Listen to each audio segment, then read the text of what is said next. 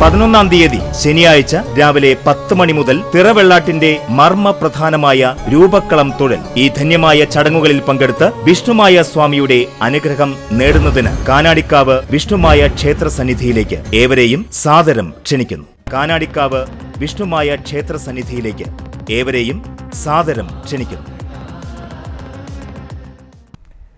താന്നി ഗ്രാമപഞ്ചായത്ത് ജനകീയാസൂത്രണം പദ്ധതി പ്രകാരം കൃഷിഭവൻ മുഖേന വിതരണം നടത്തുന്ന HDP ഇ-പോട്ട് വിതരണോദ്ഘാടനം കൃഷിഭവനിൽ നടത്തി. 360 ഉപഭോക്താക്കൾക്കാണ് വിതരണം നടത്തുക. 3,31,000 രൂപ വകയിരുത്തിയാണ് പദ്ധതി നടപ്പിലാക്കുന്നത്. ഗ്രാമപഞ്ചായത്ത് വൈസ് പ്രസിഡന്റ് OS അഷ്റഫ് അധ്യക്ഷത വഹിച്ച ചടങ്ങിൽ ഗ്രാമപഞ്ചായത്ത് പ്രസിഡന്റ് ശുഭ സുരേഷ് വിതരണ ഉദ്ഘാടനം നടത്തി.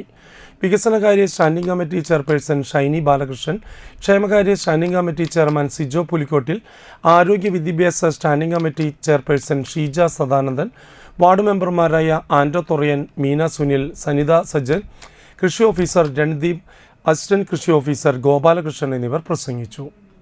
രൂപ ഉൾപ്പെടുത്തിക്കൊണ്ട് HDP പോട്ടാണ് ഇന്നിവിടെ വിതരണം ചെയ്യുന്നത്. 360 ആളുകൾക്കാണ് ഇന്നിവിടെ ഈ പോട്ട് വിതരണം ചെയ്യുന്നത്. കുറേയേറെ ആളുകൾ താല്പര്യപൂർവ്വം വന്നതുകൊണ്ട് നമ്മൾ കുറച്ചും കൂടി ഫണ്ട് വകയിരുത്തിക്കൊണ്ട് പദ്ധതി ഒന്ന് രൂപപ്പെടുത്തിയിട്ടുണ്ട്. അപ്പോൾ കൂടുതൽ ആളുകൾക്ക് എത്തിച്ചേരുക. ആദ്യം നമ്മൾ 25 പോട്ടാണ് കൊടുത്തിരുന്നത്. ഇപ്പോൾ അത് നിജപ്പെടുത്തി ഒരു 10 പോട്ട് ഒരു വ്യക്തികൾക്കും, അതുപോലെ തന്നെ വളവും മണ്ണും മിക്സ് ചെയ്ത് കൊണ്ടിട്ടുള്ള ഒരു മണ്ണ് വളവും കൊടുക്കുന്നുണ്ട്.